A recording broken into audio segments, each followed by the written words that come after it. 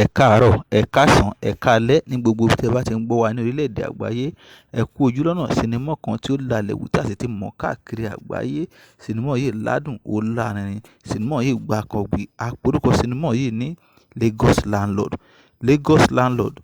Sinimá yìí jẹ́ sinimá kan tó ládùn, tó lárinrin. Gbogbo ẹ̀yin olólùfẹ́ sinimá yìí tí ẹ ti wo apá kìíní, ẹ rí bó ṣe ládùn tó, ẹ rí bó ṣe lárinrin tó. Ẹ má ṣàì gbàgbé láti tẹ subscribe button fún àǹfààní láti lè wo apá kejì sinimá yìí nígbàkigbà tí ó bá jáde. Ẹ má ṣàì gbàgbé láti tẹ aago tí ó wà lẹ́gbẹ̀ẹ́ subscribe button fún àǹfààní láti jẹ́ ẹni àkọ́kọ́ tí ó máa rí sinimá wa wò ní òrèkóòrè nígbàkigbà tí a bá fi ránṣẹ́ síwájú. Lagos Landlord jẹ́ sinimá kan tí ó ládùn, tí ó lárinrin. Àwọn àgbààgbà òṣèré, àwọn ló kópa nínú sinimá yìí. Ojú tẹ́ fi ń wò wá kò ní fọ́ o. Bẹ́ẹ̀ sì ni etí tẹ́ fi ń gbọ́ wá kò ní di láṣẹ Èdùmàrè. Orúkọ tèmi ò yípadà, ọmọ Aláyọ̀. A kí yín kú ìkàlẹ̀.